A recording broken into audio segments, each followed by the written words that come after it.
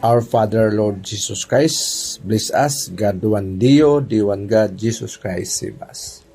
Magandang araw sa ating lahat sa pangalan ng ating Panginoong Diyos, nag-iisang Diyos, sa ngalan ni Kristo Jesus.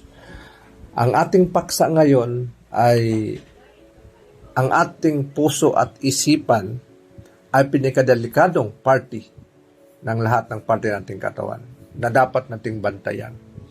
Bakit dapat nating bantayan ang ating isipan? Sapagkat ang lahat ng ating ginawa ay nagmula sa iniisip natin at sa puso natin. Itong mga parte ng ating katawan, kagaya ng ating puso at ating isipan, yung utak natin, ay pwede magpahamak sa atin or magligtas sa atin. Alam mo ba na ang ating isipan ay makapangyarihan sapagkat ito ang sinabi ng ating Panginoong Diyos. Ito ay sinabi niya sa Marcos 11:23. Katotohanan ko sa inyong sinasabi, kung sasabihin ng sinuman sa bundok na ito, lumipat ka at mahulog ka sa dagat, at hindi magdududa sa kanyang puso, kundi maniwala na ang kanyang sinasabi, ito ay mangyayari. Kung gamitin mo pala ang inyong isipan sa pamagitan ng pananampalataya, ay wala palang imposible at ito pwede mangyari. At tandaan din natin sa ating mga desisyon na kung saan ito ay nagmula sa puso at isipan natin, ay pwede rin ang tao ay malaglag kagaya sa nangyari ni Eva doon sa paraiso. Sa Genesis 3:5, sapagkat nalalaman ng Diyos na ang magsikain kayo ng bunga nito ay ang inyong mga mata ay bubuksan at kayo'y magiging tulad sa Diyos na nakakilala ng mabuti at masama.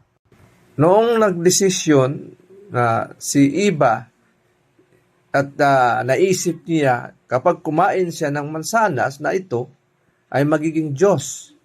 At noong sinabi sa kanyang serpente at nagkaroon siya ng desires sa kanyang puso at siya ay nagkasala sa Diyos.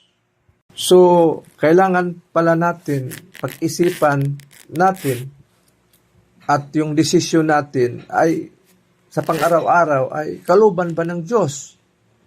Kasi dito pala ang tao nagsimula na pwede siyang magkasala at pwede rin siyang sumunod sa Diyos. Dapat lang ingatan natin ng ating puso at isipan sa lahat ng bagay, kagaya ng tinatawag na lust of the flesh, pride of life, yung love of money, at sa lahat ng mga kagaya nito ay dapat natin itakwil. At para lumakas yung espiritual natin na buhay, kagaya ng mga ganitong bagay na dapat nating itakwil, kailangan natin ng espiritual na kalakasan, kapangyarihan din, na kung saan ito'y nanggaling sa salita ng Diyos. Na sa salita ng Diyos na tayo manampalataya, na kung saan sa palataya sa salita ng Diyos, doon tayo magkaroon ng lakas at kapangyarihan sa kanyang salita.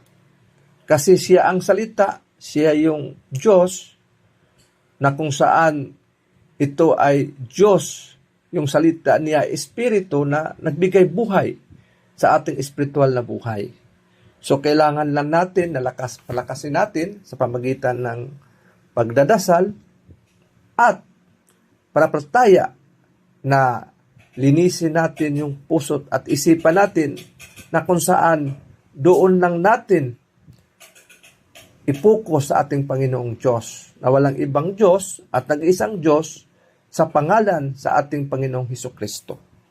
Mga kaibigan at mga kapatid, ako ay nagpapasalamat sa ating Panginoong Hesukristo sa mga oras na ito na ibigay na naman niya sa atin ng mga kalakasang espiritual, na kung saan sa mga nakikinig ngayon, kung kayo ay may mga problema na panghinaan, huwag kayong mag-alala. I-surrender niyo sa ating Panginoong Diyos at bigyan kayo ng kalakasang espiritual. Na kung anong mga problema niyong physical, lalo na espiritual, at yung mga financial material, ay lahat yan ay ibigay sa atin ng ating Panginoong Hesukristo. Manampalataya lang tayo, manalig tayo, at sumunod sa kalooban ng ating Panginoong Diyos, na kung saan walang iba, siya ay yung ating hari sa puso, isipan natin, na kung saan ay sumunod lang tayo sa kalooban ng ating Panginoong Diyos. Salamat again sa ating mga pakinig na nandito ngayon, na binigyan tayo ng kalakasan, spiritual, ganon pa man physical, sa ating Panginoong Hesukristo, at ibalik natin ang kapasalamatan sa Kanya lamang. To our Father, Lord Jesus Christ, bless us. God one Dio, Dio one God, Jesus Christ, save us. Amen.